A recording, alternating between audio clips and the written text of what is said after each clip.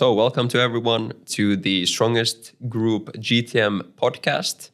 This is the one and only episode by yours truly, Harri, Konola, and also Hlib, Storchak. I'm working directly with Harri, and we are, guys, super excited to see you today for the first episode of our podcast. And today we're going to discuss, Harri, a lot of great topics. Yeah, I think so too. So basically, if you're interested in go-to-market, you want to take your company across the borders of Finland or any other country, and you actually want to be successful in it, maybe we're going to have some interesting topics for you today. Let's see. Absolutely. Actually, I think what we want to talk about today is nothing like too crazy, meaning not advanced stuff, because I believe, especially when we start our podcast, we want to go over the basics so people have the right understanding of what we're actually doing and how this information could be valuable for them. Sure, I agree. I think kind of this first episode will be valuable for all levels. So whether you're just starting your own B2B SaaS company or you're already established at a bigger company, we're going to try to put in some little nuggets here that will make you kind of stick around and see some value from it. Perfect, yeah. Harri, so I feel like our viewers might be really interested to understand what's the GTM, because this term has been like floating around LinkedIn and all of these like bubbles, online bubbles. I mean, what's the GTM actually? How would you describe it? Yeah, well, GTM, of course, one of the biggest terms of 2025 when it comes to the business world. It's a term that has been pushed by these Silicon Valley unicorn companies for the whole year and also before that, but not that much. But what it actually is go-to-market, right? So GTM comes from the words go-to-market. In an essence, it's kind of the goal of GTM is to help companies expand. It can be also done kind of nationally. So you're going to just boost your client acquisition within the country you are in. Yeah. But in also many cases, it's about actually expanding across the boundaries of your country to enter new markets. Yeah. Right? But overall, it's a quite big of a topic that consists of very many things. But what do you think, Hlib? What am I missing here? What do you think? Yeah, I feel like this term GTM and even like the roles which are connected to it, right? Like the GTM engineer. Yeah. It has been all coming up with all of the modern AI-powered tools, how people name them. As for example, Clay, you have Unify as well. So I believe with the development of those tools, this term has been really getting popular, right? But in the essence, as you said, that's, let's say, the strategy, the way in which companies could either boost their sales, right, or capture more customers within their native country, or if they haven't plans to kind of expand, right? Yeah. That's how they do it. When I think about the word GTM, what comes to me in my mind is what makes a good go-to-market strategy, for example. Right. Like, what is a good go-to-market engineer?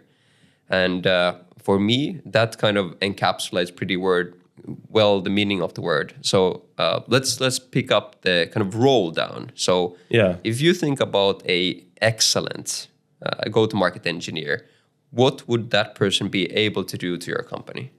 Yeah, that's a great question. And I believe we are still kind of new to this term. Hence, a lot of people can have different sort of opinions and understanding of what a real go-to-market engineer is. Yeah. Some people even saying that this person has to code, or some people say that this person has to do the sales. Yeah. In my opinion, that's the person who is at the back end. So that's the backbone of any sort of sales department or sales function within the company.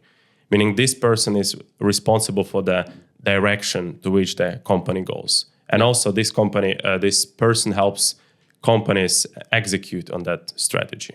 Okay. So in my opinion, this is the person who helps companies develop their ICP, understand what's their value proposition, how to kind of show this value proposition through the messaging, and not just on one platform, but using the multitude of different platforms. Okay, so you gave a few terms there. For some listeners, even the term ICP could be a little bit unknown. So how would you define a ICP? Yeah, ICP it means ideal customer profile or customer persona. And I would say it's as well, it's evolving a lot, right? Because some companies say, oh, my ICP SaaS companies up to 50 people. Yeah. But it doesn't mean much. I mean, there are thousands of different companies like yours, which also think that their ICP is B2B SaaS up until 50 employees. Yeah. So in order for you to actually understand the ICP, you need to sort of imagine your whole market. And you need to think about which particular person in which particular situation might be interested in using your service, or your service could actually help them solve the real-time business problems. Yeah. So when you talk about a good GTM engineer or GTM overall, you said that the person needs to be able to give the direction for the sales, understand the ICP, understand what kind of messaging resonates with those people, and be able to communicate that effectively through multiple channels, right? Absolutely. What I would maybe add to that is, because in that kind of a definition, it could still fall within the kind of one-off spray and pray methodology. Yeah. But I think a good GTM engineer is one that can make this whole process systematic, right? Right, yeah. So they can build systems for companies that generate kind of pipeline, right? Yeah. If I look at the role GTM engineer, I think these people can have, depending on the life cycle of a company, they can have multiple different roles. Yeah, that's correct. Let's say you're a very early startup, for example. Yeah. In that case, you might not have a product market fit. You might not even have a message market fit, but there's still a role available for a GTM engineer. And that would be, for example, to basically understand the size of the total addressable market. Yeah. So a great GTM engineer should be able to build very good lists using the most modern tools to understand the actual market size. And moreover, if a company is trying to figure out their product market fit, a good GTM engineer should be able to find pain points that are existing within that list of companies, right? True. And based on that, you could even pivot your company's angles. And so a GTM engineer, in my eyes, is a pretty broad role. Yeah, it is. It is. It's everything from building the lists of potential customers. It's understanding the ICP, just as you said. It's finding out the signals that tell you which customers are more likely to convert, and also being able to make that messaging framework that resonates with those people so that you can actually fill the pipeline. And in best case, you can do this across the whole world with the modern tools, right? Yeah, definitely. But yeah, I think we have some kind of definition for a GTM engineer, and that's a good starting point for the podcast. Yeah, absolutely. So basically, that's the person who is the backbone of sales, right? Understands the psychology of, let's say, the potential customers, knows how to find the most amount of people, which could be the fit for the service, and pretty much helps capture those people. What about, should that person be a coder in your opinion? Nah, I mean, I don't think it's the right thing to do. Maybe because the role is still new, people are trying to put on different labels. But such thing as a coding, for example, I don't think that's a great kind of thing to do, a function to do for the GTM engineer. All right. Could be sales actually, because I saw some people on LinkedIn at least, right? They position themselves as the go-to-market engineer for sales, or like sales go-to-market engineer. Yeah. Meaning that this person combines, for example, crafting the pipeline versus converting the pipeline. This is kind of okay, even though it's already going away from the original direction. Yeah. But coding, I mean, it's a completely different thing. So. All right. So if we look at the kind of go-to-market function as a whole, and we're here talking with clients basically every single day, what do you see being as the biggest bottlenecks in terms of building a functional GTM strategy or a GTM playbook for modern companies? As you mentioned, for example, for early stages startups, the biggest problem is they don't even have the product market fit, right? So they might have the V1 of their product or some sort of, let's say, the mock-up. And they're trying to, first of all, understand if people actually need what they offer, right? So for the youngest companies, for the startups, the biggest problem, I would say, is product market fit.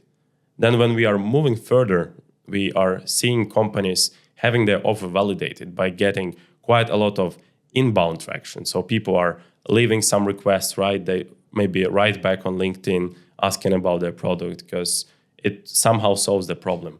But here's the next problem, is the message market fit, as you said. So they have a really nice product, but they don't know how to package it in a way so that you could sell it to the cold audience. Sure. Right? Makes sense. In which stage of this process do you think that kind of the go-to-market engineer would bring most value? Do you think it's at the beginning stage? I'm just thinking if I was like a founder of a B2B SaaS company, like when should I get in touch or start hiring my first go-to-market engineer? I would say after you validate your offer and your product. Because you can, of course, hire a go-to-market engineer which has a prior experience from the industry which you are trying to penetrate. Yeah. But still, in some cases, this might not be enough because I believe if you're starting the company, at least you have an idea of what you want to build. Hence, your job should be to do everything for some months or even years until you get your offer validated. And from this, the go-to-market engineer can build you the whole system and help you scale systematically, right? Yeah. I've figured out or come to the pretty much same conclusion. Yeah. There are some great go-to-market engineers that can help you find the message market fit, for example. Yeah, exactly. But if you're looking at kind of getting most bang for your buck in terms of go-to-market, I would say a great starting point would be that you're getting inbound leads, right? And you can talk with those companies that come in and ask them, why are you kind of buying our services? Like what makes this the moment or this product good for you? And when you start talking with your customers on that level and just being very open with them, they will give you kind of in best cases, the message market fit. Because those are the paying customers, they have some problems, you're fixing those problems, and then you take their stories about how you're helping and you try to multiply that across lookalike companies such as theirs. And that's how you can kind of scale your GTM. When I think about this on a different level, I would say one great starting point for example, hiring a GTM engineer or thinking about getting some agency to work with you would be if you as a founder are able to create a resonating message by doing, let's say, 30 minutes of manual prospecting. Yeah. And when you send that message out, you're, let's say, 35% sure that this message will resonate with the client, and more likely than not, you're going to get some response. Yeah. If you as a founder can do that, then you should have, first of all, a product market fit. You would have a message market fit. And if that can be done via manual prospecting, a go-to-market engineer should be able to scale that approach that you have across 10,000 companies. Absolutely. Or do you agree? I definitely agree. I mean, if there is already something which works, a great go-to-market engineer can help you scale that, right? Yeah. And in the process of scaling, he would also be able to identify the bottlenecks, right? Or something that the company doesn't need and quickly remove it from the workflows and the way they approach customer acquisition. Sure. So I definitely agree. We've been talking now a bit about kind of the outbound aspect, like crafting messages. But I guess go-to-market engineering and go-to-market specialists do a lot of other things as well. Definitely. So what would you say in terms of outbound? What else can you do kind of quickly with your GTM strategy? Yeah, it's a big misconception that go-to-market engineering means just crafting some personalized outreach emails, even though it's a quite a big part of it, but there are still a lot of other plays which come in place. So, for example, if I were just recently hired a go-to-market engineer, the very first thing which I would do is probably to take a look at the CRM which the company has. And 99% of the companies have a full chaos in their CRM. Yeah. So what you could really do is, first of all, to systemize the existing pipeline, what's already inside the CRM. And a lot of companies would be actually shocked by how many empty records they have, how many contacts which are not filled up, and how many of those have to go away. Yeah. When you've done this, I think the next step could be actually to do the database reactivation. So even slightly established company, they should have the pipeline of someone who they have been in contact with. But for example, they didn't close them, or this client churned for, let's say, 1 year ago. Yeah. You could always try to reactivate those and get quick wins, quick calls, and potentially close them again. Yeah. What do you think of this? Yeah, I think CRM hygiene has become a kind of big topic. Yeah. Just as you said, companies don't really have the most updated records. Yeah. The people they have on their CRMs have changed jobs. They don't have the correct signals there, and they're kind of not taking the CRMs or using them to the best kind of level possible, right? Of course. So CRM hygiene is definitely a big point that GTM specialist can help with. Another one that I would definitely add would be kind of the inbound aspect. Right. So depending on where you are as a company, whether it's the US, America, or whether it's Europe, Yeah. there are kind of different tools to make sure that you get the best out of already interested customers and companies. What are you talking about? So basically, let's say you're a company in the US. Yeah. You could use a tool such as RB2B, and you could track website visitors that come to your website. Okay. And different to Europe, you can actually find out on a personal level who's there scrolling through your website. Which page are they on? Which page are they on? And based on that, you could actually take that information, enrich it with a tool such as Clay, see if they match your ICP, Great. so the ideal customer profile. And based on, for example, the site that they are visiting, you can craft them a email or LinkedIn message that should resonate with them.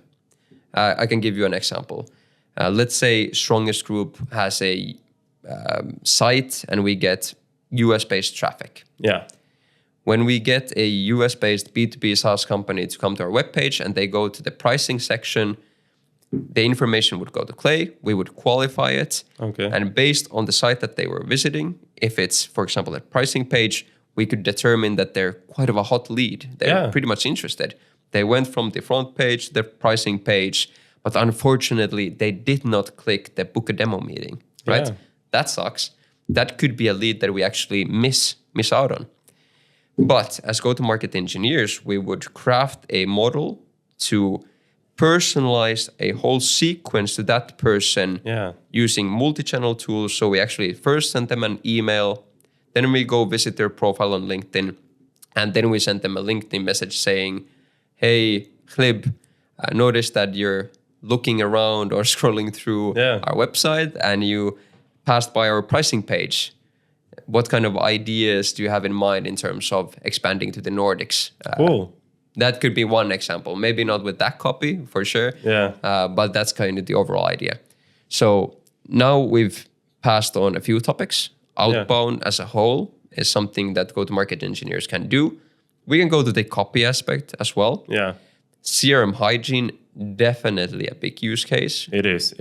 And I think it's growing a lot as well. Yeah, it is very underrated. And I believe some companies will understand the consequences of not having a great CRM hygiene really soon. Yeah, I guess so. I agree. And then the inbound-led outbound is definitely one thing. Yep. And also might be interesting to some of the listeners, we've done a lot of data crunching on this. Yeah. And we can see that if we separate kind of outbound, cold outbound versus inbound led outbound, the efficacy of sending inbound led outbound messages to website visitors is about 5 times higher than cold outbound alone. It is. So definitely a playbook that companies should kind of try out. You have to capture intent while it's hot. Yeah. Hence, it's actually one of the playbooks that we install for our clients. So capturing the website visitors. That's it. Great. What else? I mean, there are other signals, right, which we could do for the companies. Like, for example, if you have a database of your champions, let's say, one great thing which you could do is put them inside Clay. And what the Clay could do is identify when these people change their jobs, right? Yeah. And quite often, even if this person changed the job, the tools which are being in use, they remain the same. Yeah. Hence, you could get one more customer easily without doing any extra job. Yeah, I agree. I think that's one of the really, really good signals. Yeah. More so if they're actually champions of the product, right? Exactly. So let's say somebody starts using Clay in Finland, for example, at a company. And then something happens and they switch to a competitor, right? If I were Clay, I would immediately send a message to them asking if Clay would be a tool that they would see value in the new company as well. Exactly. This kind of a workflow is something that most companies talk about, but then when it comes to building a system around this, they're completely lost. So when we talk about this, they basically say, yeah, we're following up on the champions. We can see on LinkedIn when they change the job. Well, I don't know how many LinkedIn connections they have, but if you have more than 500, it's pretty much too hard to keep track of all the champions there. Absolutely. Moreover, just in my personal opinion, it's always better to build systems in place rather than to keep this on luck, basically. Do I see someone's update on LinkedIn or not? Yeah. What do you think? What about other signals? What other signals would you kind of build for clients? Yeah, I would think that hiring sprees could be also a quite great signal to leverage. Of course, it depends on how you leverage it. But for example, what I've seen working for software development companies is that if a specific, platform or just a company hiring for software engineers, and if they do it like in the sprees, I would say 5+ job openings would be a really strong signal to leverage. Yeah. So you could also put, for example, you could do ABM, put a specific accounts which you like, and you could track their job openings again by just using Clay, because Clay could pull in all of the different sort of resources, right, or sources of job postings and consolidate them in one specific place. For example, if you see that, okay, suddenly they have like 10 active job postings, that's the right time to reach out. Sure, I agree. And also for the listeners, this is actually a topic that has a name. These are intent-based signals, right? Intent-based signals are all the jazz, or have been all the jazz for the past year.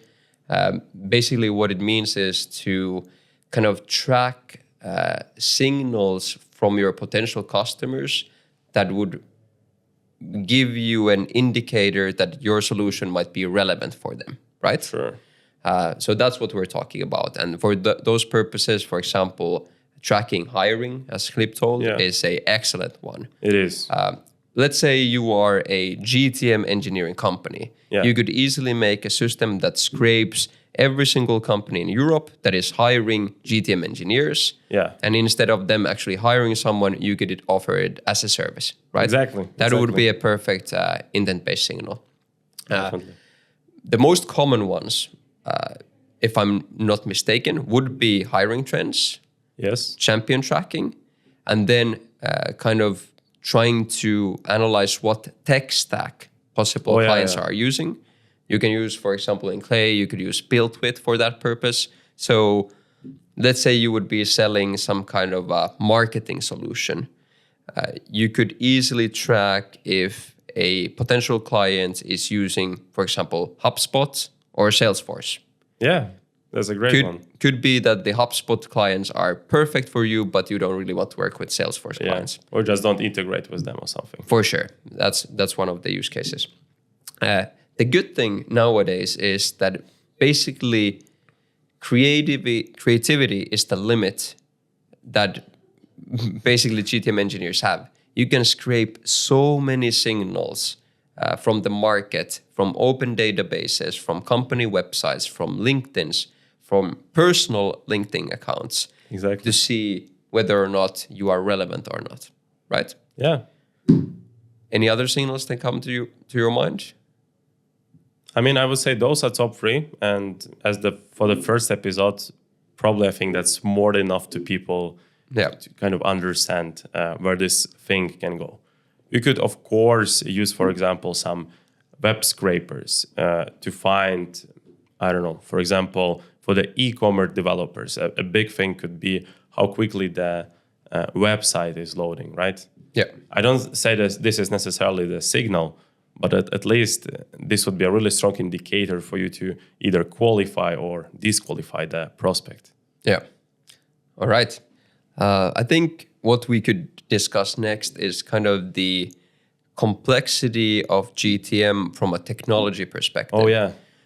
Because many people are scared about GTM. And one of the reasons for that is that there's so much technology around, so many tools around the space, that it's really hard to pick and choose what you would kind of need to have. Yeah. So in terms of GTM engineering, how would you kind of segment, first of all, the different kinds of tools? Yeah. And what would be a basic technology stack for GTM at the end of 2025?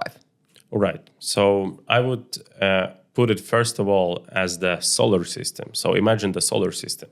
Yeah. The sun would be definitely Clay. I mean, it's no doubt. Because so clay.com. Yeah. Because this tool, let's say, combines and integrates with the rest of the technological stack. Yeah. So if you want to start doing things, I would definitely go deeper in Clay. Sure. Then we could sort to other 3 categories, which would be, first of all, the outbound, right? Yep. The tools for email execution, LinkedIn execution, cold calling.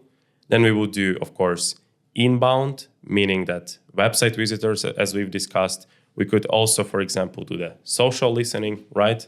And then the RevOps. To the RevOps, I would probably categorize at least the CRM. Yeah. So that's about the technological stack. And as we've started talking about Clay, right, we could maybe expand on Clay a little bit more, because a lot of people, I mean, even on the calls which we have, some people say, oh, I know Clay, but it's just a tool for like sending the emails, just getting some hyper-personalized messages and sending them out. What do you think about this statement? Well, I don't know. I'm pretty biased. I really love Clay. So what can I say? Clay for me is kind of the top tier tool for GTM. And they're also listening to the community. They're adding a lot of new kind of features around.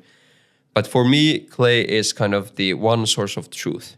Yes. So what do I, for example, use Clay for on a day-to-day basis? First is to build the initial list. So an initial list of companies that are interesting for either us or our customers. Okay. That's the first thing. The next thing would be to find people from those companies that I could actually reach out to. Yeah. Right? So now you could use Clay to build a company database, a person database, and that's not all. The next thing that I could use Clay for is to actually enrich those people with their contact details. Cool. So I could use waterfall enrichments, which would use Prospero, Full Enrich, you name it, multiple different tools to find the accurate contact details of each and single person on the list. Well, maybe not 100%, but more than using one tool only. You could get better coverage for sure. For sure. And then you would have companies, people, and their contact details, which in some cases is actually pretty much enough for running some very generic outbound messages. However, that's not all. I would then use Clay as well to enrich on a company level if they match really our ICP. I would use Clay to identify the actual intent signals based on which we could get in contact with those clients.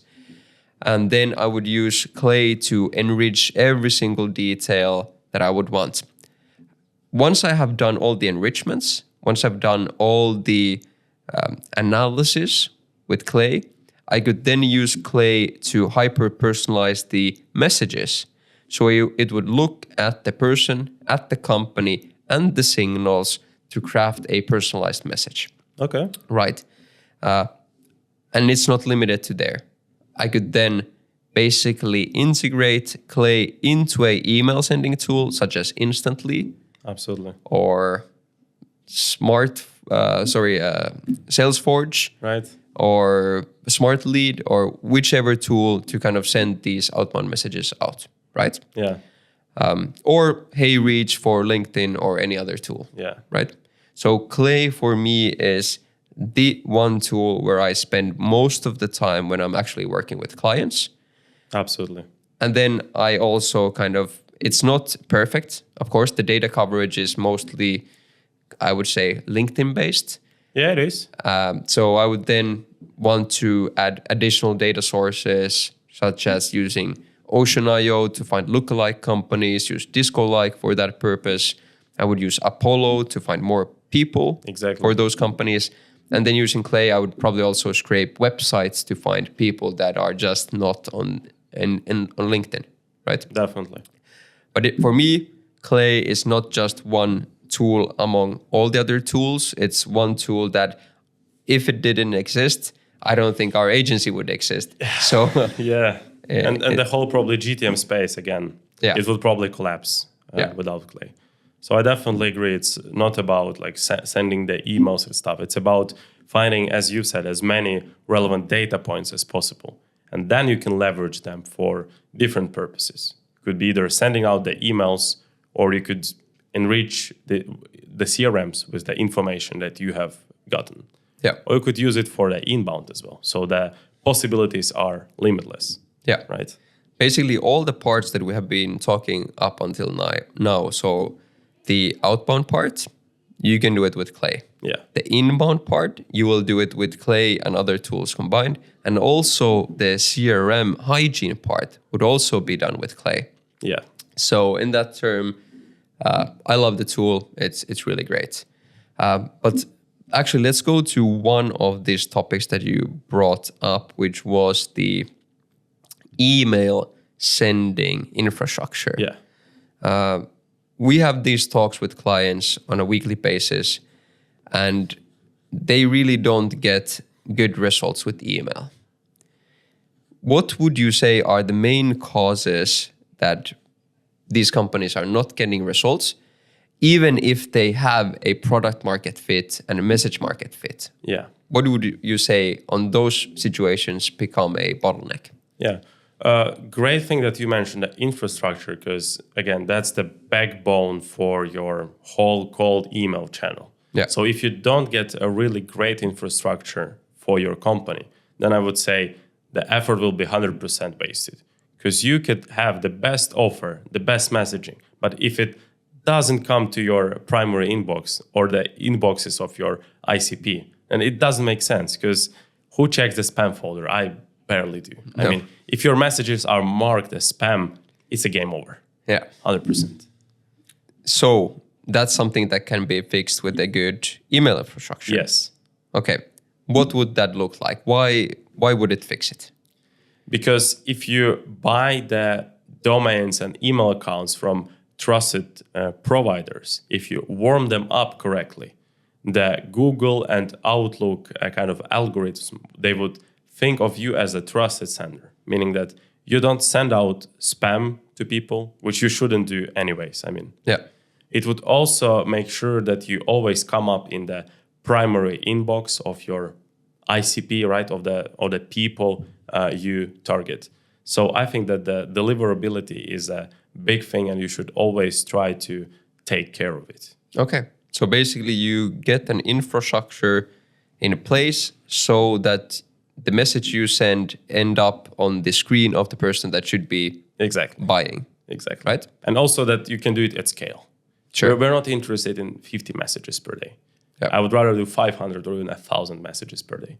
Yeah. You can get the feedback faster and validate your offer also faster.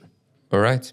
Makes sense. Do you have any name dropping to do, like not sponsored in any way, but what would be kind of good tools now for email deliverability? Right. I love, first of all, if we are talking about Google and Outlook, I like PrimeForge or Zapmail, where having the part of our client's infrastructure using their services.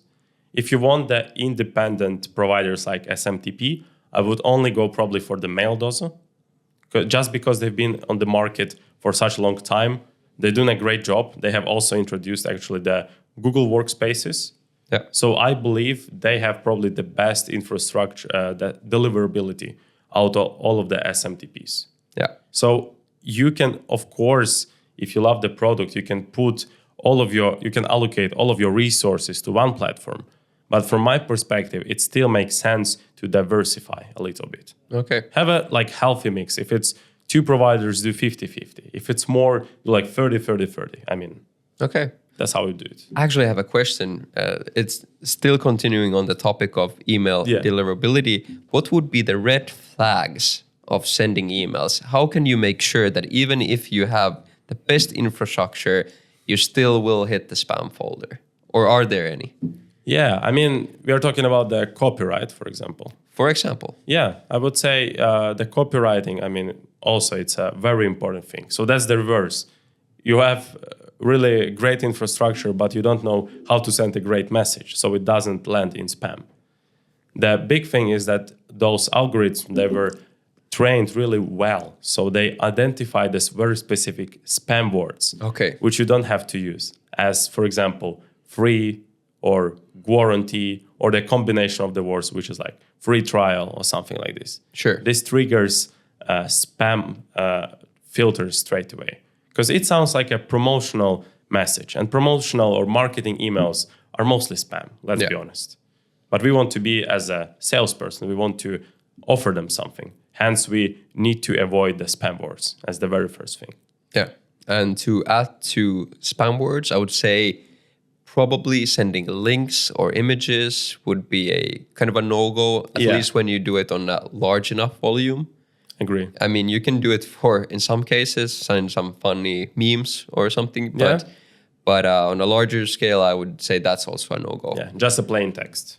Plain text without spam words and with actually relevant copy, that would be one thing. Yeah, that's why you need Clay. That's where you need Clay. And also in terms of kind of the messaging, that's also why you want to use in some cases spin taxing. Yeah. So every single message that you send looks different from another, right? Because email providers also tend to analyze the sending patterns. And if you're sending 1,000 times the exact same message, I think they will notice it pretty quickly. Yeah, and your domains will be done. Yeah. Okay. I think that's kind of enough from the email deliverability side of view. Do you have this kind of same issues with other channels such as LinkedIn?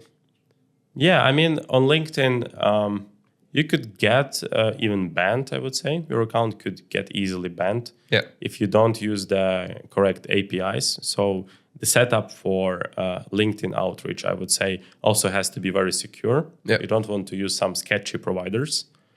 From my perspective, some of the best tools include Harri.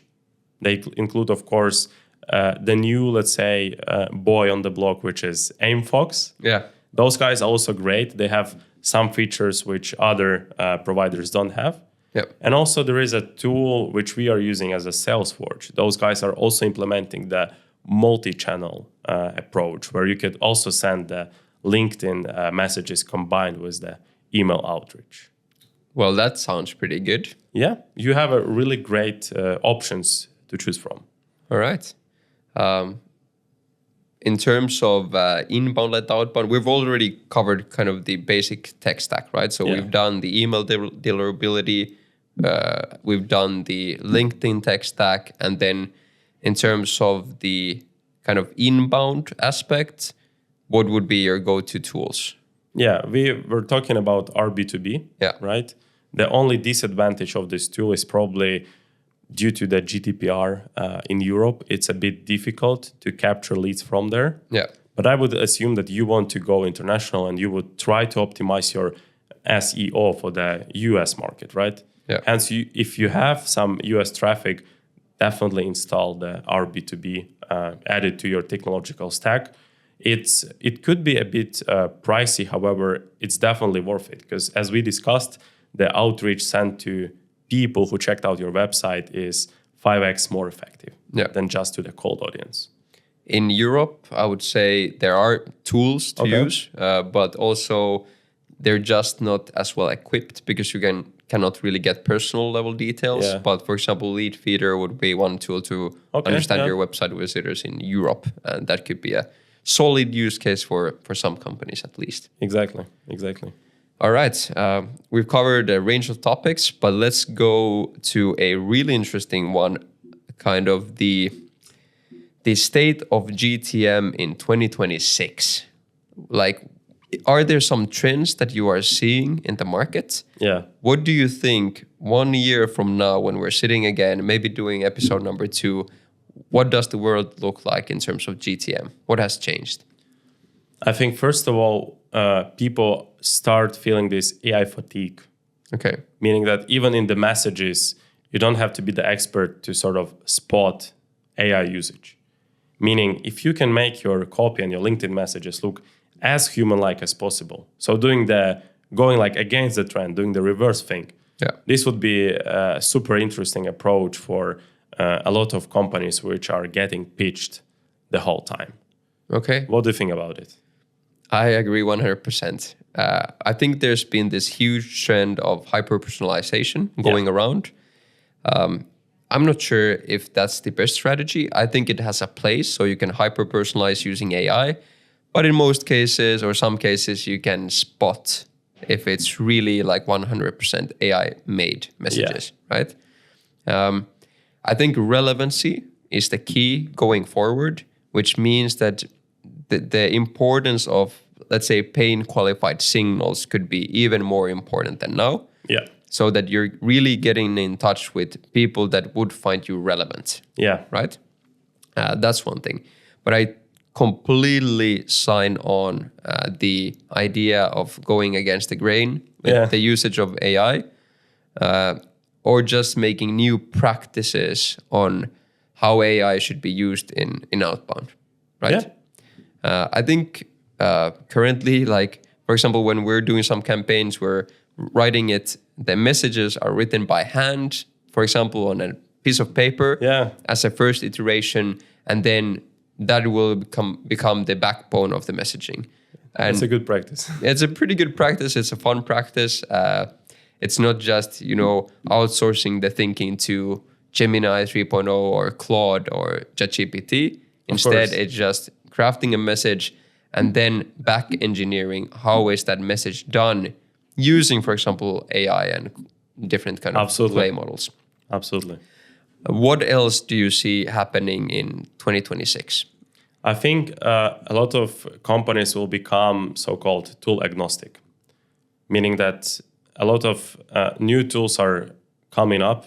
They try to break in the market, but what they offer and their features are not too good for the companies to change, their technological stack. That's the first thing. And second thing, there is, again, so much noise that it's much better to have a couple of trusted providers for each GTM function and just ignore completely the rest. You've probably heard about Claude MCP coming up. You've heard about some NA10 MSP where you can also code your own workflows. Yeah. Again, this is all great. But I think if you really want to advance quick, you need to ignore a lot of noise and just focus on the core function of the GTM engineer. Yeah, I agree.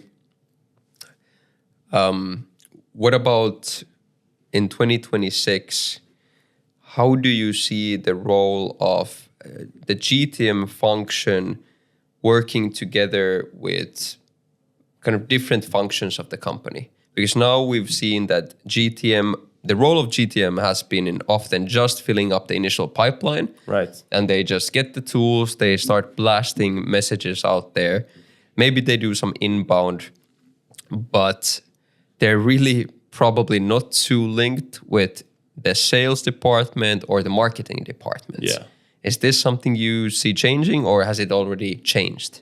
I would say yes. We would probably see more alignment between different departments of the company, because I think it should all work as the one sort of organism, one system.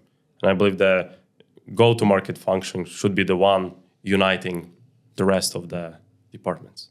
Yeah, you think so? I think so, yeah. Why would you say so? Because, for example, you generate a really good pipeline from a cold email. Yeah. If the SDRs, they don't answer to those emails within 5 to 10 minutes, which is now crucial to convert them, to have better sort of opportunity and chances to convert them, it's gone. And why was the GTM engineer just wasting his time? For what purpose, right? Sure. So that's how you need that's why you need the alignment. Yeah. What I've seen from us working with our customers has been kind of first, kind of the sales is a very important piece of the puzzle because we're improving their pipeline. But more and more I see clients wanting us to work more with their marketing departments. The reason being is that we have the most up-to-date lists. Yep. And they can run some targeted ads to those lists.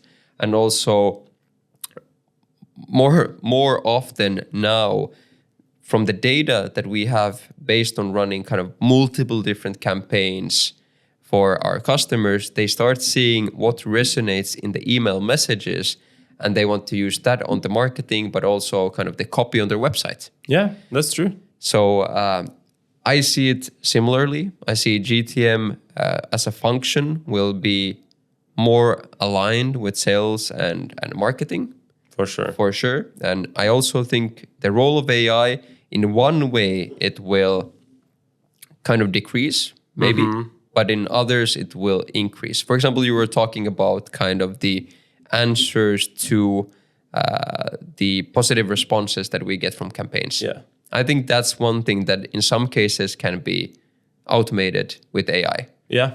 So for example, if we are running a campaign and based on the data, we see that there are 2 to 4 most common objections, we can completely outsource that response work to AI. Yeah. But when we're selling more difficult technical solutions, I would definitely want our customers to respond those messages. I agree. Because it needs that deeper level of knowledge to turn those responses into actual meetings, right? Definitely. So I would say more AI on the back end of the stuff and less AI when you're facing the customers, right? That could be so, for sure. Yeah, this would be banger for the next year. Yeah. Great. Right.